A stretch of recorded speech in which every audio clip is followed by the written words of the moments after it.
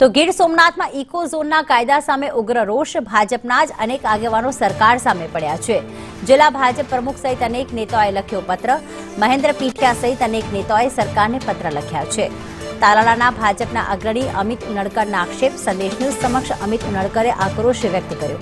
કાયદો બનાવતા સમયે ખેડૂતોને વિશ્વાસમાં નથી લીધા।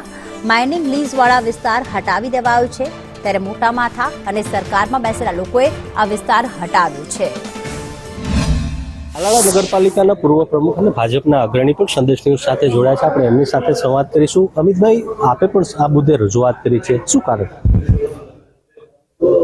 ઇકો ઝોન જ્યારે કોઈ પણ લાગુ પડે, સરકારમાં કોઈ પણ કાયદો લાગુ પડે તો એ વિસ્તારના લોકોના અભિપ્રાય લેવા જોઈએ, ત્યાંના સ્થાનિક પ્રશ્નો જોવા જોઈએ અને એ પ્રશ્નો જોઈ અને એનાથી કાયદો બનવો જોઈએ। એવું આજ દી સુધી ક્યારેય થયું નથી અને ડાયરેક્ટ એક સરમુખત્યારશાહી ના ઢબે આ કાયદો ઠોકી બેહાડવામાં આવ્યો છે।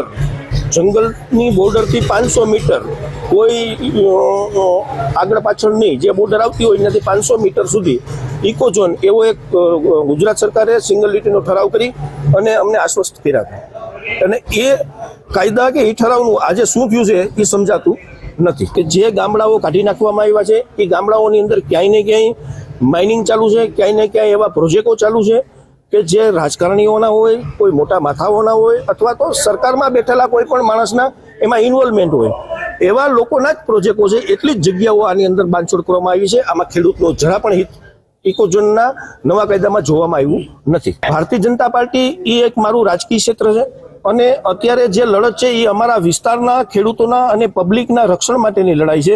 એના માટે મારે પાર્ટી છોડવી પડશે તો પણ છોડી દેશું।